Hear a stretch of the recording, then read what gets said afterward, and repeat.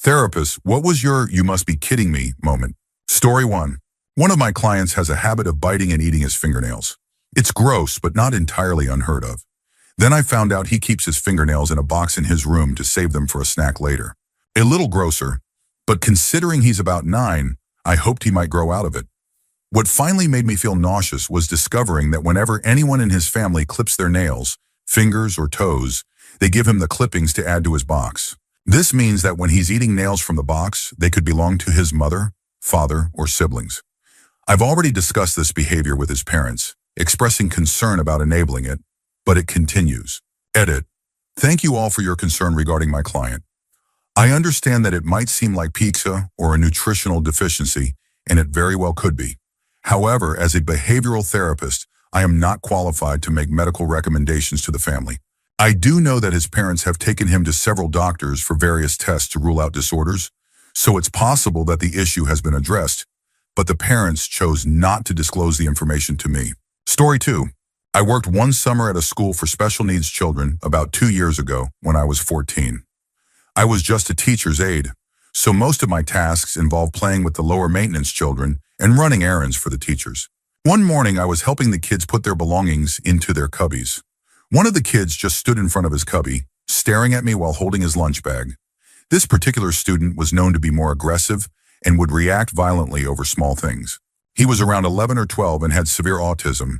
I asked him if he needed help putting his stuff away, and he responded with some mumbling.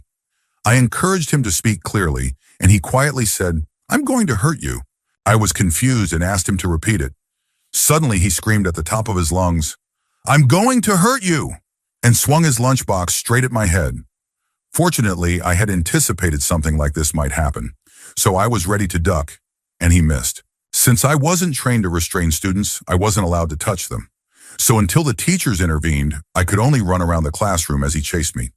After about 10 or 15 minutes, the teachers finally managed to restrain him.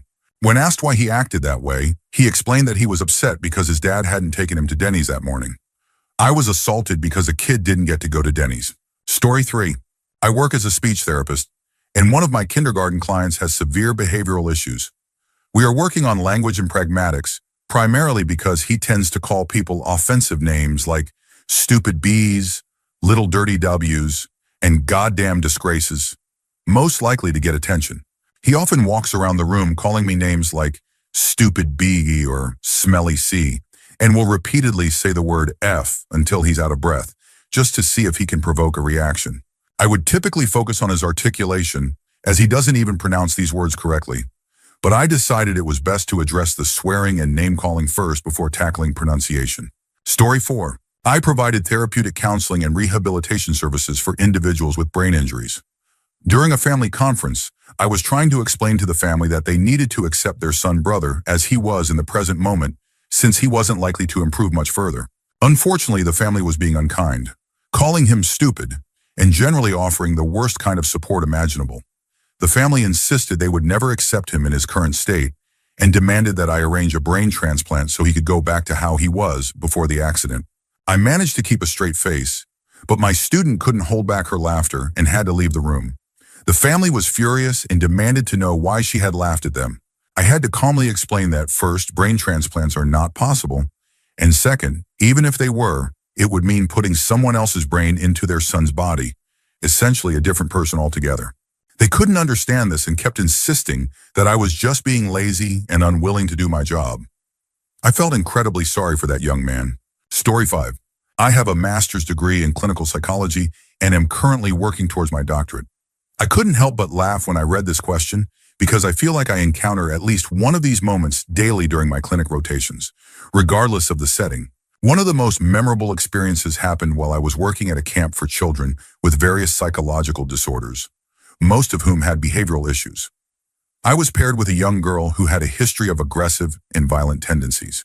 Surprisingly, we managed to get through the entire day without any incidents, until we started a group physical activity to wind down and focus before leaving for the day. The problem arose when the girl realized she couldn't continue playing with a particular toy during the activity. Frustrated, she took off her shoe and threw it at a little boy in front of her. The boy, who had autism, immediately started crying and screaming. While someone attended to him, I turned to the girl to calmly explain that what she did was wrong. As I turned, she suddenly punched me square in the face and then grabbed a handful of my hair, managing to pull out a decent chunk. I'm about 5 feet 1 inch, and this girl was maybe 1 or 2 inches shorter, but had about 20 pounds on me, despite being just 9 years old. Trying to apply a safe physical restraint was both challenging and a bit comical. Eventually, with help from other staff, we managed to calm her down after about 15 minutes. The most frustrating part came when we explained the situation to her mother. She completely dismissed the incident and even laughed about it, clearly reinforcing this kind of behavior at home. The girl then started hitting her mother, who restrained her arms. The girl looked at me and the other staff member and sarcastically asked, "Ugh, a little help over here? Are you going to let her do this to me? She's hurting my arm." That night I went home and had this strange laugh Sean cry moment for a few hours.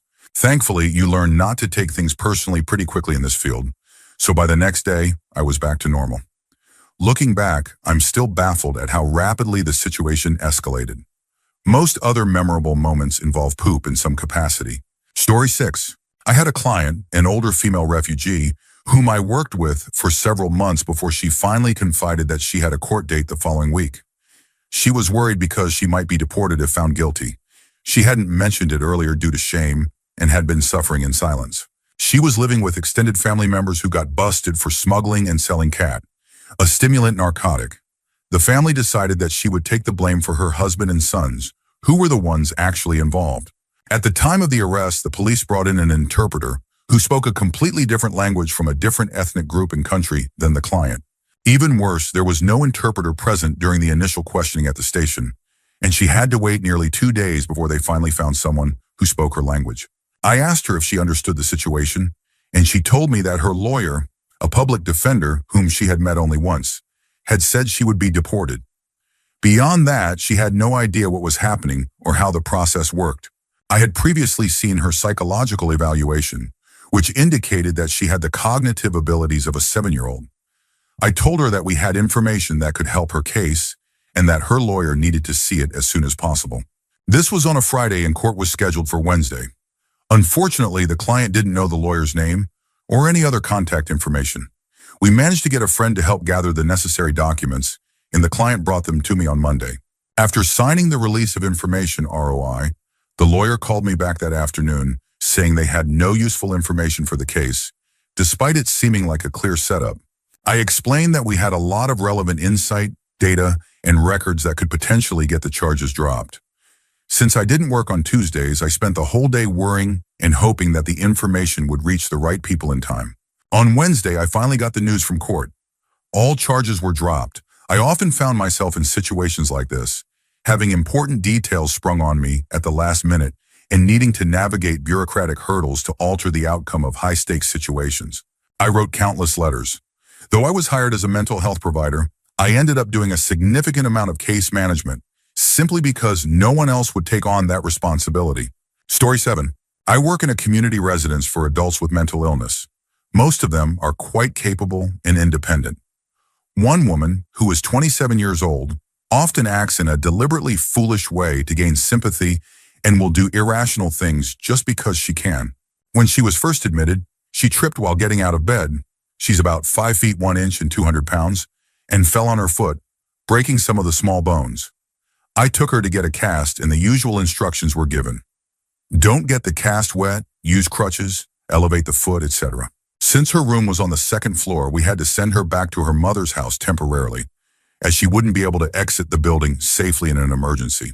5 days later, the protective shoe wash boot that goes over the cast arrived. We called her to let her know we'd bring it over, and her response was, "Well, I don't think it'll fit." We asked why, and she replied, "Because I cut my cast off. I got it wet, and it was too tight." She didn't get a second cast, and she never used her crutches, claiming they were unstable and that she would fall if she tried. As a result, her foot never healed properly, and about 2 months later, she fell and broke it again. Edit. To clarify some points, she didn't get a second cast because she would have had to pay for it herself, and she didn't have the money. The doctors didn't want to give her another plaster cast, fearing she would just cut that off too. Other casting options weren't covered by insurance. Yes, being 5 feet 1 inch and 200 pounds is considered significantly overweight. Many people with mental health issues come from low-income backgrounds and often struggle with weight due to poor health care. lack of knowledge about weight loss, and inability to afford healthy food.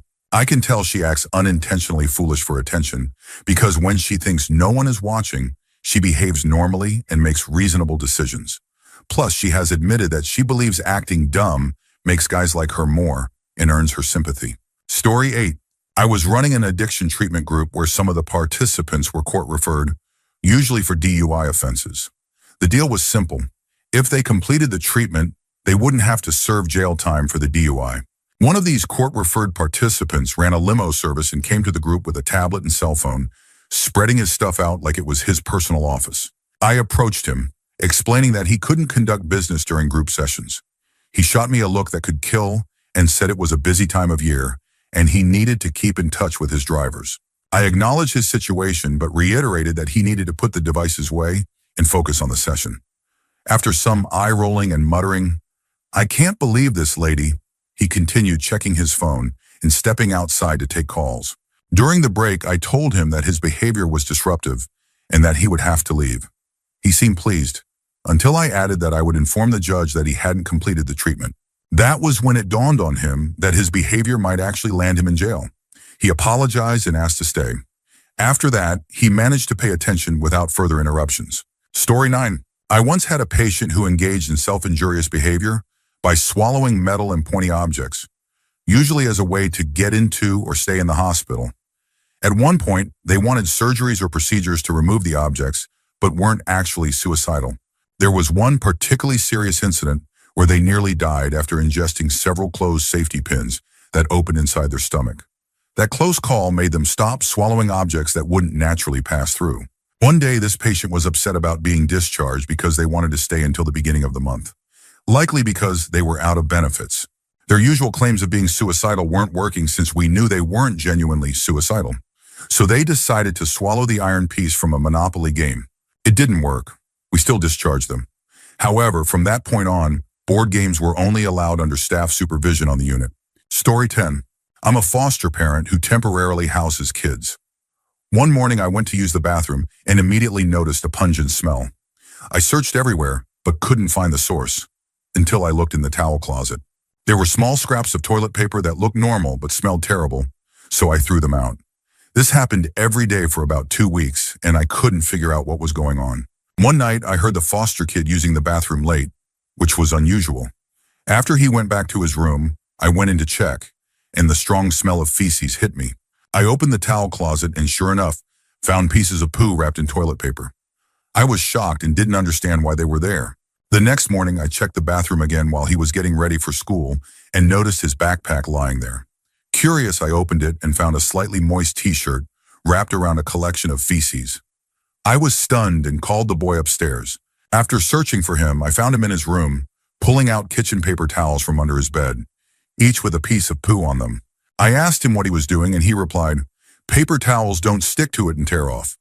I then asked him about the backpack and he said, "I don't want it to dry out or get too mushy, so I used the shirt with a little water." I was at a loss for words. He wouldn't explain why he was doing it and refused to discuss it further. I ended up locking the towel closet because he kept storing feces there. After that, he started hiding them under his bed. He's no longer allowed to have a backpack because he kept restarting his collection and taking it to school with him. It's overwhelming, and I still don't know how to handle this situation properly. Story 11. I'm not a therapist, but this was definitely a WTF moment.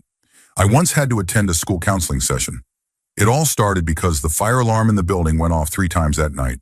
The first time was a drill, the second time was around dinner, and the third time was at around 3 in the morning. By the last alarm, I snapped, and in frustration, threatened the kid who triggered it with a baseball bat. You know, one of those stupid indoor fire alarms. Because of this antisocial behavior, I was sent to one session of counseling.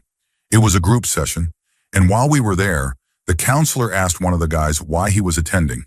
He casually replied that he was there because his roommate caught him having S with a warmed-up shepherd's pie in the kitchen, and it wasn't even his own pie. Everyone in the room just froze and stared at him. He wasn't embarrassed or anything. He just calmly admitted to having intercourse with his roommate's shepherd's pie. Story 12. The scariest experience of my life was when my best friend had a mental breakdown. He became convinced that he had died and that all his friends and family were just beings mimicking his loved ones, making it impossible for him to trust us. He started reflecting on every mistake he had made, both big and small, and became convinced that he was destined for hell after being stuck in a purgatory that resembled his old life. It was terrifying to look into the eyes of someone I'd known for over a decade and realize he didn't recognize me anymore. I didn't know how to handle it. Should I try to meet him halfway, acknowledging the possibility that he had died while pointing out that his goals and relationships still existed in this reality? Or should I completely shut down his delusions, risking that he might push me away? My biggest fear was that he might try to test his theory by hurting himself, believing that dying again would somehow prove something. He fell into a depression, believing that in the real world, where he thought he had died, his friends and family were suffering his loss. He became obsessed with analyzing his past behaviors, convinced that he had hurt people far more than he actually had. At one point, he started referring to me in the third person, saying I wasn't his real best friend anymore. He constantly begged me to recall a time when he made me happy. I tried sharing stories about gifts, shared jokes, trips, and moments when he had been supportive. But none of it convinced him. He would find reasons to twist my words, insisting that even those good memories were examples of his selfishness or manipulation. It was heartbreaking to watch him pick himself apart like that, convinced that our entire friendship was a lie. I visited him in the psych ward every day. Some days he was himself again, clear-eyed and rational, and he could process what had happened. But on other days he would be angry, accusing me of tricking him and claiming I was the devil in disguise. I never knew who I would be talking to on any given day, my best friend or someone completely different. Mental illness is such a brutal battle because it's not like a physical wound that you can visibly see healing. You never know when a setback is just a small step back or a complete regression. I kept hoping for stability, but every time he slipped back into his delusions, it felt like we were moving further away from recovery. Story 13. I'm not a therapist, but I used to see one for severe anxiety issues. I had been seeing her for a while, and my condition was slowly improving. No longer hyperventilating during day-to-day activities was a huge win for me. About a year ago, we arranged to meet at a nearby coffee shop because her office was being renovated. During the meeting, we did the usual check-in. I shared my weekly chart where I noted what triggered my anxiety. She gave me some pointers on cognitive behavioral therapy, CBT, but I often forgot those techniques and would still panic in many situations. Then the conversation took a strange turn. We started discussing my past, even though I had only been seeing her for about a month. I opened up about being sexually harassed by a teacher when I was young, and how, when I told my parents, they did nothing about it. On top of that, I shared how my father was an alcoholic who would beat me and my mom. As I spoke, I noticed that she was staring at the floor, clenching her hands and digging her nails into her palms. After a few minutes, I suddenly heard sobbing and realized she was crying. Completely frozen, I had no idea what to do. Then she explained that she once had a baby brother who died when he was around my age, 20.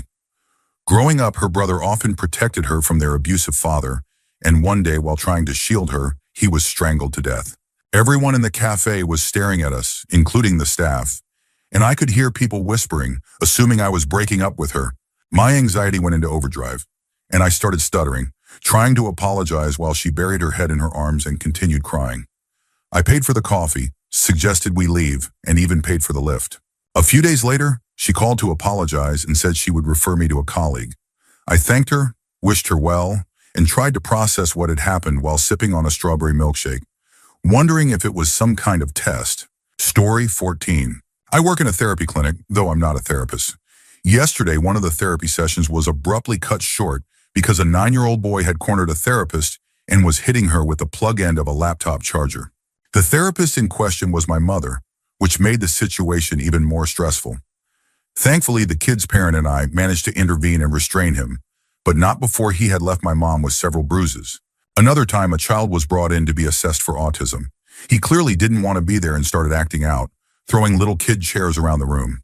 It wasn't too chaotic until he spotted the container of Lego blocks. He looked at the Lego box, then at me with a mischievous grin, and deliberately tipped the entire container onto the floor. I spent the next 30 minutes on my hands and knees picking up countless Lego pieces. Story 15. A teenager came to a session and casually admitted that they had broken into their neighbor's house just for fun by smashing a window. They said they browsed the CD collection and were disappointed by all the Spanish music. While exploring the house for money, they suddenly heard the shower running upstairs. Someone was home. Panicked, they ran out of the house and, in an odd twist, decided to bake a lemon meringue pie. They returned to the neighbor's house to give it as a gift, but no one answered the door. I discussed the situation with the teen and concluded that a mental health evaluation might be necessary. After calling the police, I allowed the teen to use the restroom. However, they took the opportunity to bolt from the office. The police eventually found them at their parents' workplace, asking for $20. The teen was subsequently hospitalized in a psych ward for a month. Story 16. I'm a psychology student, not yet a therapist. I know of a person who was diagnosed with schizophrenia at around 9 years old. His behavior became increasingly erratic through his teens and early 20s, and he began abusing substances, likely as a result of his condition. One night, the police caught him riding a pedal bike down the street at 3 a.m., wearing a mask and carrying about 3 pounds of crystal meth. Since his father knew the judge, he was sent to a mental institution rather than facing criminal charges. During his evaluation, he told the doctors that he was selling sugar for God, but then explained that God is just a facade for the devil. The devil is God. A week into his stay, he mutilated his genitalia with broken light bulbs and bed springs. When asked why, he said that a giant floating eyeball was following him and speaking with the devil's voice. The eye had instructed him to remove the impurities from his body. Story 17. I'm not a therapist, but I had a surprising experience with mine during college. I grew up in poverty with parents who struggled with addiction and abuse, and I'd been through a lot. Despite everything, I thought I was handling life fairly well. During college, I came out as gay to a few friends, and soon the whole campus knew. Feeling overwhelmed, I discussed it with my therapist, hoping for guidance. Instead, she asked if I would be willing to act as a mentor or big gay brother to another student who had just come out. I was shocked. At a time when I was struggling to navigate my own feelings and identity, she wanted me to be a support system for someone else. I couldn't believe it. I still feel guilty sometimes, worrying that the other student might have gone back into the closet because I couldn't be that rock for him. Story 18. A couple of years ago, for my 19th birthday, I decided to go to New Orleans. And, not the smartest decision, I went to Bourbon Street to drink despite being underage. I managed to get one of those iconic sugary drinks served in a plastic cup shaped like a hand grenade. Feeling pretty pleased with myself, I wandered down Bourbon Street, drink in hand. Of course, I looked young, and a cop pulled me aside, hitting me with a minor in possession (MIP) charge. Fortunately, when I got back home, I realized I'd gotten off pretty easy. The judge didn't take it too seriously. Apparently in New Orleans, they care less about minors drinking than the cops do. I didn't get a record, just a minimal fine. When I was telling my therapist about it, I mentioned that I got caught with a hand grenade on Bourbon. He gave me this incredulous look and asked in a very calm but slightly bewildered tone, "You said you had a hand grenade? How did you come into possession of that?" That's when I realized I hadn't clarified that I was talking about the drink and not an actual explosive. My therapist had been sitting there, trying to process how I managed to get my hands on a real grenade and why I wasn't in prison. Story 19. I'm studying to become a therapist, and one day in class, we had a guest speaker who works as a therapist come to share some of his experiences. Naturally, we were curious about his scariest clients, especially those who posed a danger to themselves or others. He explained the challenge of maintaining confidentiality while also fulfilling the duty to warn when necessary. The first story he shared was about a client who seemed like a normal young woman. He had been seeing her regularly and hadn't noticed any major red flags. After one of their sessions, he went home as usual. A few days later, while watching the news with his wife, he saw his client's face on the screen. She had been murdered. He couldn't discuss it with anyone, not even his wife, because of confidentiality. He emphasized how being a therapist can mean many sleepless nights, haunted by things you couldn't see coming. The second story was about a client he openly described as a psychopath or sociopath, someone with no empathy or regard for others. The client came in for a session and casually chatted about his week and his troubled marriage. Then, in a disturbingly nonchalant way, he mentioned that he had raped his wife the previous night because she wanted a divorce, and he wanted her one last time before she left. The therapist managed to remain composed during the session, but was panicking internally. Later, he quietly suggested to the wife that she seek help, but she never returned to the sessions, so he never knew what became of her. The guest speaker also shared another incident where a client openly discussed plans to murder someone they knew. In that case, The therapist was legally required to break confidentiality and call the police to warn the intended victim.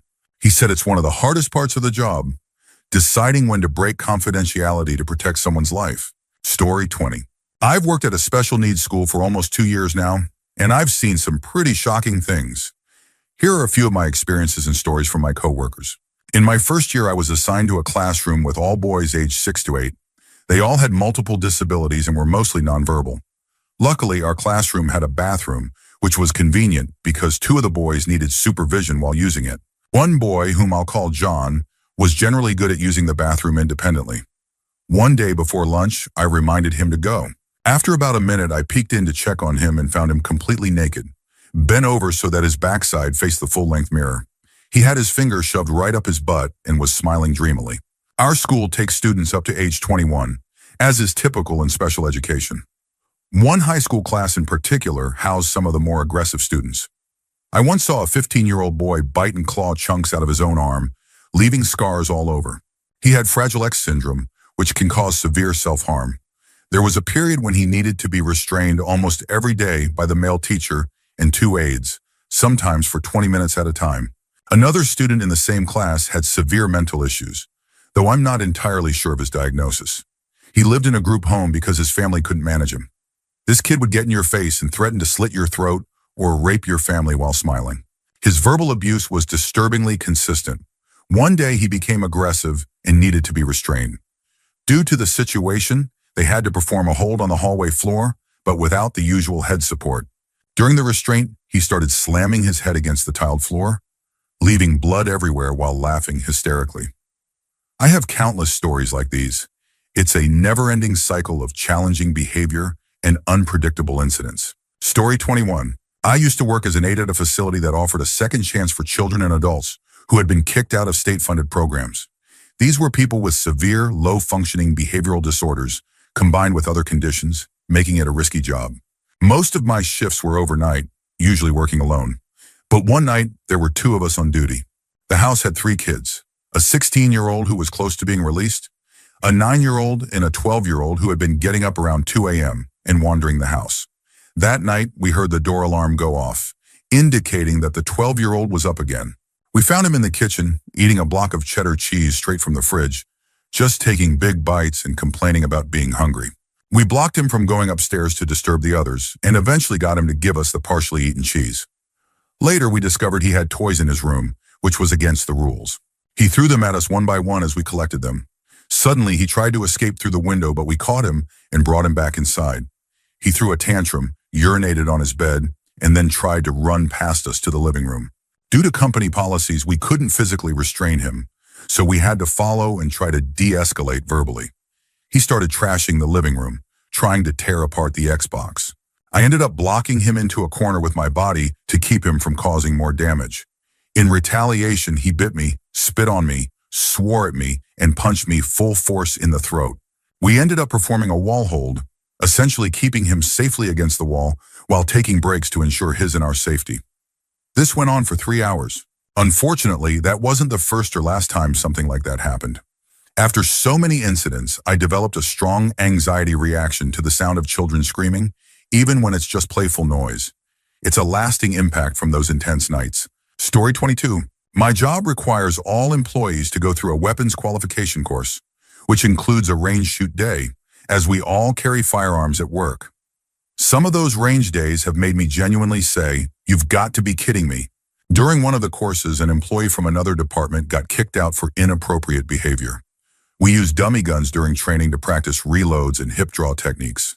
This guy thought it would be funny to take the dummy gun and fake rob his classmates while on the range. Needless to say, the instructors didn't find it amusing, and he was promptly kicked out. Another incident involved an employee who, after completing a live fire drill, decided to twirl his gun cowboy style, like in old Western movies. He, too, was kicked off the range and never got to requalify. The guy who was fake robbing people was recently fired for embezzlement. Seems like his questionable judgment extended beyond just the range. Story 23. This isn't a personal experience, but more of an observation on how people perceive certain religious groups. Sometimes people mistake non-mainstream Christian groups for being entirely separate from Christianity, which isn't necessarily accurate. There are some groups that, instead of branching off from another church, believe they are continuing the original church that Jesus established on earth. Because of this belief, they don't follow the Nicene Creed or other mainstream Christian practices. However, that doesn't mean they aren't Christian. They just have a different way of interpreting and practicing the faith. It's essential to understand that religion isn't just about theological definitions. It's something that needs to be felt and experienced. Christianity, in particular, goes beyond being just a list of beliefs. It's a moral code, a way of life, and often a central part of a person's identity. When studying non-mainstream Christian religions, you might find many that don't fit the traditional formula, but still consider themselves Christian. It's likely that a broader understanding of Christianity would better encompass these groups rather than dismissing them outright. Story 24. I once had a 15-year-old client diagnosed with anxiety and depression. He refused to take any medication for it, which made managing his symptoms more challenging. His grandmother came from India to stay with him, and together they started practicing meditation. When I first saw him 2 weeks after his grandmother arrived, he was in a terrible state, barely eating, having frequent panic attacks, and still adamant about not taking any medication. While I helped him with some cognitive behavioral therapy, CBT, it was clear that meditation was the real game changer for him. Over the next 6 weeks, I saw a transformation. Slowly but surely, he started engaging with life again. He showed interest in activities, his eyes regained their spark, and he even started laughing during our sessions. His mother was thrilled, saying she hadn't seen him like that in over a year. I had always been skeptical about meditation's ability to help with anxiety and depression, but witnessing his progress firsthand completely changed my perspective. It was remarkable to see how powerful and effective meditation can be. Story 25. I'm a client, not a therapist, but I want to share an experience that impacted both me and my psychologist. The first time I saw my psychologist was after a suicide attempt. She helped me through it, and I later learned that, although she had worked with many suicidal clients, I was the first one she saw who had actually attempted it, successful or not.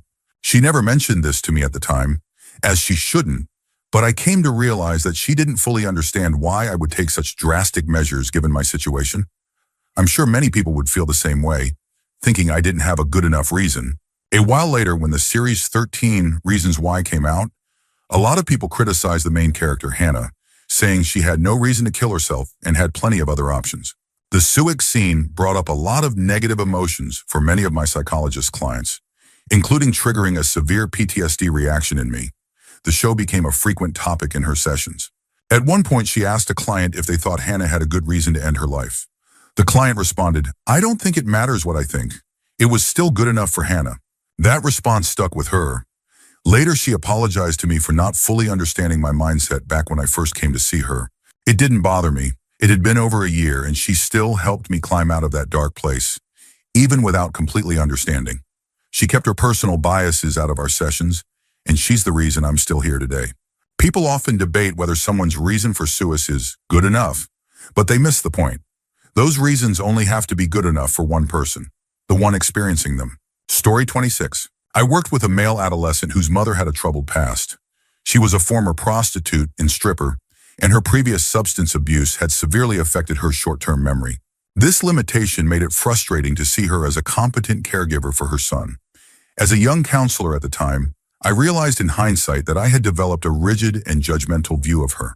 One day, the mother mentioned that she had kept journals while she was pregnant with her son and asked if I wanted to read them. Curious, I agreed. When she brought the journals to a session, I started reading. What I discovered was nothing short of life-changing. The journals, written about 14 years earlier, were filled with her daily struggles, hopes, dreams, routines, and above all, her aspirations for her unborn son. As I read through them, I felt a deep sense of shame. I realized that the image I had constructed of her, a drug-addicted stripper prostitute, was unfair and lacked understanding. The depth and honesty of her writings shattered my preconceived notions. That experience fundamentally changed how I approach my clients and their families. It also made me reflect on my own life and how I tend to judge people without fully understanding their stories. Story 27. I'm a therapist, and there's something important I want people to know. Therapists do think about their clients outside of sessions. It might be when preparing for the next meeting, while watching a TV show the client mentioned, or just in passing when something reminds us of them. Even after clients leave, I often find myself wondering how they're doing, especially when reflecting on past work. One of the first lessons we learn in training is to maintain professional boundaries, which usually means sharing as little about ourselves as possible. However, I've found that casual, honest disclosures can make a significant difference. For example, I've chosen to casually mention that I'm queer or gay to some clients who I knew or suspected were also part of the LGBTQ+ community. Seeing the positive shift in our dynamic afterward has been amazing. Sometimes it's something simple. A client might ask if I watch Game of Thrones, and I'd reply, "No, but my wife loves it." I've also mentioned taking mental health medication when relevant. I've learned not to underestimate how powerful it can be for someone to know that their therapist shares similar struggles or experiences. A saying I've adopted is, "Move the rock, not the mountain." Small, gradual progress is more sustainable than trying to tackle everything at once. It's a lesson I teach my clients and remind myself of often. Story 28. I'm a licensed clinical psychologist, and much of my work with clients revolves around helping them learn how not to judge themselves too harshly. It's a fundamental part of therapy, guiding people to evaluate their worth without being overly critical. One of the most striking realizations I've had in my career is just how pervasive self-judgment is. No matter how accomplished or resilient a person might be, they often have a remarkable ability to judge themselves harshly, much more than others would. I'm frequently taken aback by how people fail to recognize their own strengths and achievements, while being excessively unkind to themselves. My role is to help clients see themselves with compassion and to teach them to treat themselves as they would treat a loved one. It's a straightforward concept, but it's not an easy practice. I love working on this aspect of therapy because seeing people gradually shift from self-criticism to self-kindness is incredibly rewarding. Judgment itself is a simple process. It's labeling a person, idea, or object as good or bad. We do it all the time, and the real issue arises when we start believing those judgments as absolute truth. In therapy, I help people recognize these judgments as just thoughts, not necessarily facts, and encourage them to challenge or let go of them. Developing this skill is a lifelong journey, but it's one of the most valuable ones. Story 29. When I was a teenager, I lived in a household that was both emotionally and mentally abusive. Many people don't take that kind of abuse seriously, but it affected me so deeply that I was later diagnosed with PTSD by a psychiatrist. One day, while we were in the car, my abusive parents and I got into a heated argument. My stepdad abruptly stopped the car on the highway and told me to get out, saying they were going to leave me there. I wasn't scared because I knew I could call the police and report being abandoned, which would get them into serious trouble. So I calmly said, "Sounds good," and got out of the car. That's when my mom came out and started attacking me. After the assault, I refused to get back in the car. My stepdad then got out, dragged me by the hair, called me a bipolar B, and forced me back into the vehicle. Later, they forced me to see a therapist and lied about what happened. They told the therapist that I had jumped out of a moving car and then attacked my mom when she tried to help me. The therapist didn't believe my side of the story and insisted that I take bipolar medication. I knew I wasn't bipolar. I was just reacting to years of abuse, and my feelings of anger and sadness were completely justified. At one point, the therapist glared at me and said, "You're not nearly as smart as you think you are." After that, I completely shut down. I would just sit in the sessions in silence while she made snarky, sarcastic remarks before dismissing me. It was clear that she wasn't there to help me. She was only reinforcing my parents' narrative. When I turned 18, I moved out on my own, put myself through college without any financial help from my family, and eventually left the country to put as much distance as possible between us. I'm now on antidepressants for my PTSD, and thankfully, the therapists I've had as an adult have been nothing like that terrible woman. But even now, thinking about that experience still deeply upsets me. Story 30. I'm not a licensed therapist, but I am a behavioral health technician, which means I have a psychology degree and was trained in behavioral intervention techniques for children. My role often involved coaching parents to support their children with behavior disorders. One thing that became abundantly clear to me was that most of the children I worked with didn't seem to have clear mental illnesses in the way that adults with serious mental illness do. Instead, they often appeared confused or lonely, and many of their struggles were linked to the harsh realities of poverty. If their families had access to affordable childcare and livable wages, I genuinely believe that many of these kids would not exhibit such severe symptoms. In that sense, advocating for better socioeconomic support is inherently mental health advocacy. I found myself not judging the children, but rather their parents. Some would drop off their kids and leave with a fix-my-kid attitude, without participating or showing any willingness to learn. As a parent myself now, I understand that exhaustion and burnout are real, but at the time I couldn't help but feel frustrated. My goal in those situations was to give the child an hour-long glimpse of what a loving, structured environment looks like. Sadly, those were the kids I knew would likely end up stuck in cycles of institutionalization, homelessness, or even prison. On the other hand, when a parent would stay, ask questions, and genuinely want to know how to help their child, I would practically jump for joy.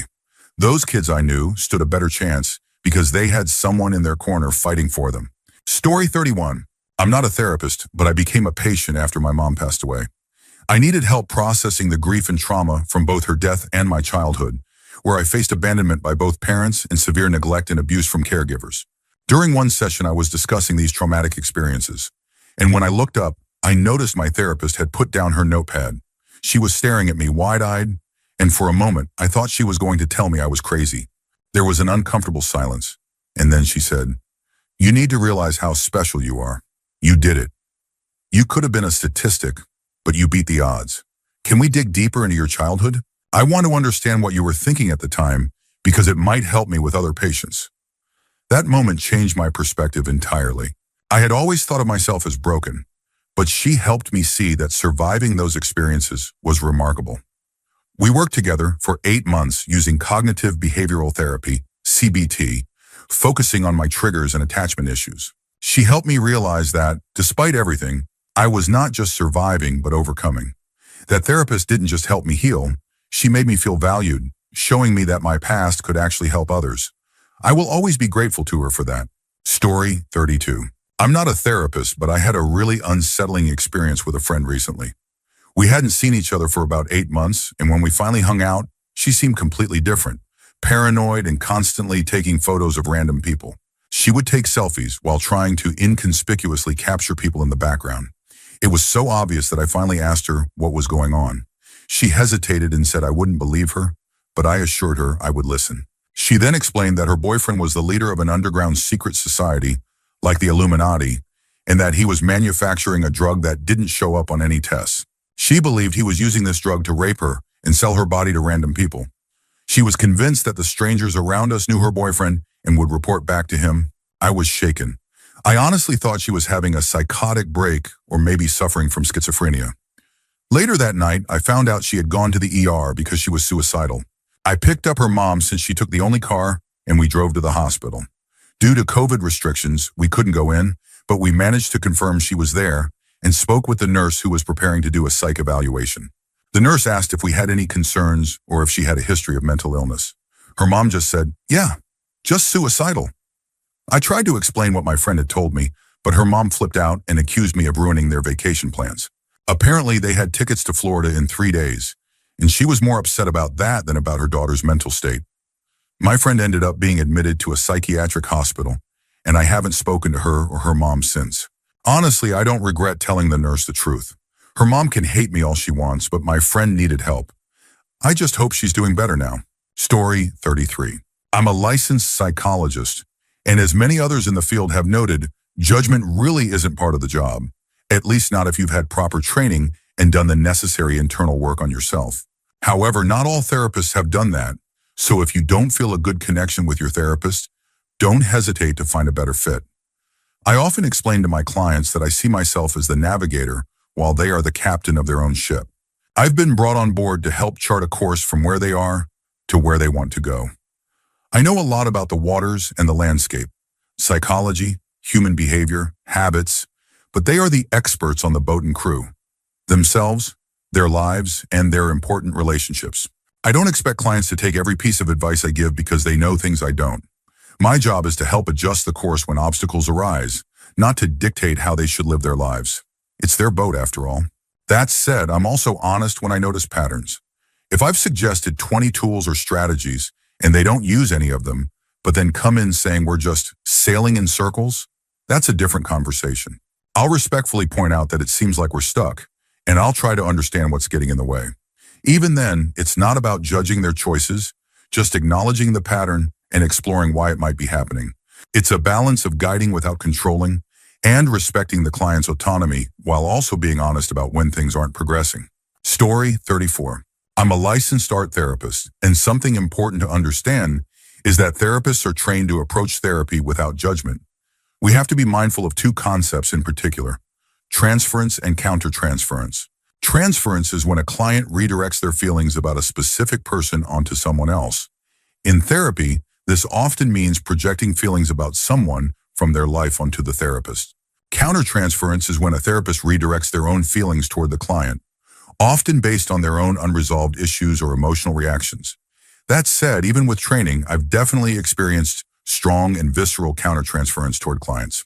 For instance, I've worked with clients who hold very different political beliefs from mine, clients who think the pandemic is a hoax, and even clients who have a history of being abusive. If I were having casual conversations outside of therapy, I would likely judge some of these perspectives. But within the therapy space, it's different. I remind myself that the person sitting in front of me is human, vulnerable, and looking for help to work through their internal struggles. They are allowing themselves to be seen and heard, and my role is to support them through that, not judge them.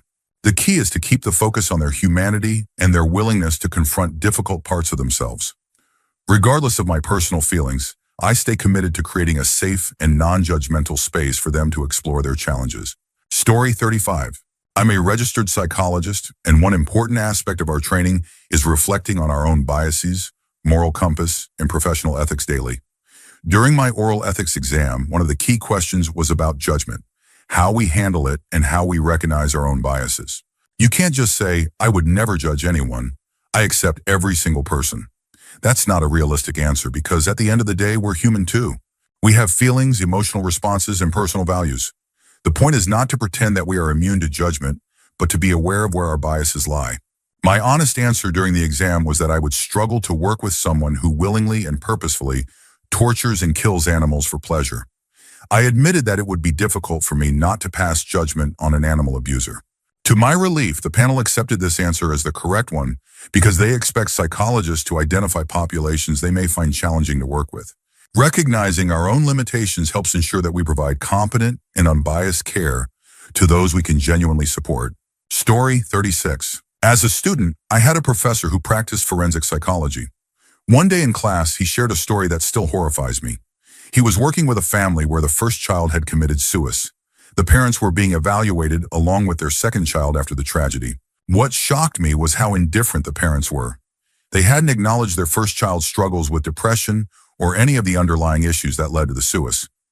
After the death, they remained completely detached, refusing to see how their lack of care might have contributed.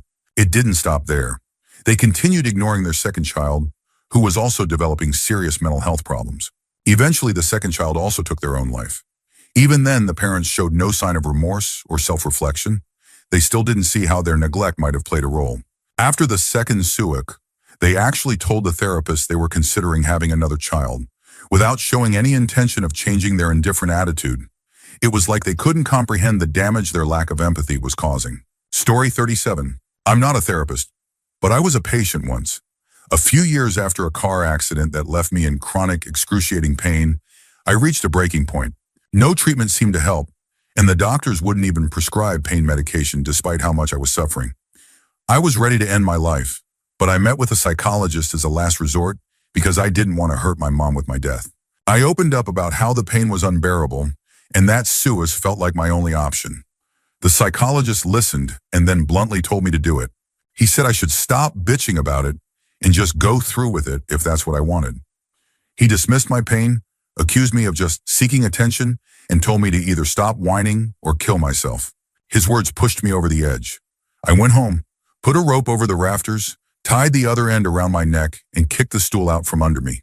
I was losing consciousness when my stepdad came home early, got me down, and called an ambulance. I survived, but the damage was done. When the hospital staff asked why I tried to kill myself, I told them everything the psychologist had said. They were outraged and reported him. Later, I found out that he justified his actions by claiming he was using reverse psychology to make me realize I didn't actually want to die. He said he had miscalculated how serious I was about the attempt, and they believed him. He faced no consequences, no reprimand, nothing. That day, I lost all faith in the system. It broke me to know that someone who was supposed to help me actually pushed me closer to the edge, and the system let him get away with it. Story 38. I'm a therapist, And this happened early in my career when I worked at a recovery center for families. One family we worked with had a mother who had been diagnosed with borderline personality disorder, BPD dissociative disorder, complex PTSD, and had a history of domestic violence and battery charges as well as past addictions. She had a couple of kids, and part of our program involved helping parents relearn how to interact with their children, focusing on positive parenting techniques. Being fresh out of my master's program, I'll admit I was in way over my head. One of her kids was essentially the channeler in the family, taking on all the anger, sadness, and rage from the mom and projecting it outward. We tried to work with the mom on communicating differently, encouraging her to avoid yelling and using physical restraint, but she really struggled with the concept. She was actively involved in trauma therapy, but processing her own pain was still a massive challenge. One day we were out on a walk when, without any warning, the mom suddenly body slammed that kid onto the concrete floor. The child was only about 6 years old and just looked terrified and heartbroken. I remember standing there absolutely stunned with my colleague beside me. In that moment, I couldn't help but judge. It wasn't professional, but seeing such a small, vulnerable child treated like that just broke something in me. Story 39. I'm not a therapist, but I've had my share of really bad ones, especially after I was raped. After my mom found out about the assault, she admitted me to a mental hospital without my consent. During my stay, a psychiatrist there told me, "You need to get better about saying no." He didn't even know what had happened. No one did, because I wasn't ready to share the details yet. He just assumed and blamed me without knowing a thing. After being discharged, they recommended another therapist who was just as awful. She told me I was lucky not to have gotten pregnant or contracted an STD, but the way she said it made it sound like she was shaming me for my past. On top of that, she was very into holistic, unscientific approaches and insisted that I shouldn't be on antidepressants, even though I desperately needed them at the time. I begged my dad to find a different therapist, but he insisted I stick it out for 6 sessions, which I hated every minute of. After that, I didn't see another therapist for 3 years. Even now with my current therapist, who is actually wonderful, I still feel uncomfortable discussing my assault and school history. Those early experiences really damaged my ability to trust professionals in the mental health field. Story 40. I'm a psychologist, and while I make a conscious effort not to judge my clients, I'm still human, and there have been a few moments where I couldn't help it. One instance was early in my career when I was working with a client who had a lot of personality issues in a tumultuous marriage filled with infidelity on both sides. We were talking about how these marital problems affected him when he suddenly revealed that he had a threesome with his wife and his brother as payment for a loan his brother had given him. I tried to control my reaction, but I'm sure my face gave me away. He ended up pushing therapeutic boundaries after that, and eventually I had to terminate and refer him to someone else. Not long after that, I was working with another client who was struggling with self-esteem issues. Out of nowhere, he mentioned that he and his wife also had a threesome with his brother. I think I managed my reaction better that time, but internally I was screaming, "What the hell is going on?" 2 clients in the same month with the same bizarre family dynamic? It left me questioning how common this kind of situation actually was. Later, I worked in a prison for a while, and after seeing the extremes of human behavior there, I don't think much could make me say WTF anymore. Still, those early sessions left a lasting impression on me. Story 41. As a patient, one of the most validating moments in therapy came when my therapist simply said, "Okay, that's really messed up," after hearing about something my mother did. It was the first time someone acknowledged that the way she treated me was not normal, and I didn't have to feel guilty for thinking that. Realizing that it's okay to acknowledge that my mother is a messed up person was a turning point for me. I didn't have to feel like a bad person for recognizing the truth. One of the instances that really caught my counselor off guard was a text my mom sent me. It was a quote about how, "One day you were my little one, and now you have little ones of your own," along with some other flowery nonsense. Confused, I checked with my sister, and she had received the same text. The weird part? Neither of us has kids. I Googled the quote and found it on a list of 30 Mother's Day quotes. She had just copied a random quote without even thinking if it applied to us. Honestly, having my therapist react with, "Wow, that's messed up," was one of the most healing things they could have done. It validated that I wasn't crazy for feeling hurt and confused. Story 42. While I was in my graduate program, we had a class where the professor asked us to reflect on our personal values and share if there were any clients we would be uncomfortable serving. One classmate openly said they would be uncomfortable working with gay people because they found them disgusting. Another student said her religious beliefs wouldn't allow her to support someone considering an abortion. The professor acknowledged their honesty and reminded them of the NAF Code of Ethics. He emphasized that while they had the right to their personal beliefs, they also needed to recognize that holding such biases might make them unfit to serve certain clients. Fast forward a year to my internship, and I was assigned a client who had refused therapy from every other therapist at the agency. I was told I would be a perfect fit, but not given any further context. When I finally met the client, it became clear she was a white supremacist, and I was the only white therapist left. All the others she had rejected were Latino or African American. After the session, I met with my supervisor and expressed that I couldn't work with the client because her ideology went against my core values. I thought they would appreciate my honesty, as my professor had encouraged. Instead, I faced significant pushback and was told I had to work with her for the sake of my learning and growth. I had no choice if I wanted to complete my internship in hours. It was an incredibly traumatic experience that lasted an entire year. Story 43. I'm not a therapist, but my son almost became a victim of a bad one. Depression runs in our family, and my son started struggling with it in his teenage years. We found a great therapist who prescribed medication that truly helped him. But when the therapist stopped accepting our insurance, we had to find someone new. The insurance recommended a different therapist, so we gave him a try. Right from the start, I had a bad feeling. He had a nasty cold and wiped his nose with his hand before trying to shake mine. I declined. Then during the session, he asked my son bizarrely vague questions like, "Are you sometimes happy and other times sad?" After I mentioned that my uncle was bipolar, he immediately diagnosed my son as bipolar as well and recommended heavy-duty drugs, Thorazine and Elavil. I insisted that we just needed a refill on the medication that had been working, but he cut me off, saying I wasn't a therapist and didn't know my son as well as he did. He outright refused to prescribe the existing medication, even though it was helping. This whole assessment took about 10 minutes. We left, and I immediately filed a formal complaint with the insurance company. Thankfully, they referred us to a more competent therapist who continued the original medication plan.